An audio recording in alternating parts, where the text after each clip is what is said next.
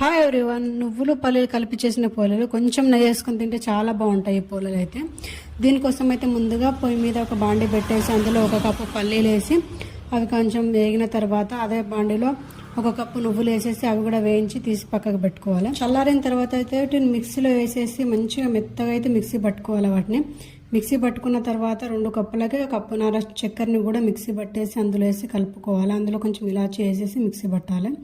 తర్వాత అయితే 1 కప్పు గోధుమ పిండి 1 కప్పు మైదా పిండి తీసేసుకొని అందులో కొంచెం సాల్ట్ కొంచెం ఆయిల్ వేసి దాన్ని మంచిగా కలిపేసి ఒక 5 నిమిషాలు అలా పక్కకు పెట్టుకోవాలి.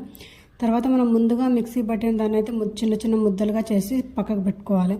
తర్వాత పిండిని తీసుకొని దాన్ని కొంచెం కలిపేసి మనకు కావాల్సిన సైజులో పిండి ముద్ద తీసేసుకొని అందులో ఈ పూర్ణం పెట్టేసి పోలేలాగా చపాతీ కర్రతో అయితే పోలేలాగా చేసేసుకొని పెంక పైన వేసేసి 2 వైపులా అయితే తింపుతూ కలుపుకోవాలి. ఇవైతే చాలా టేస్టీగా ఉంటాయి. చాలా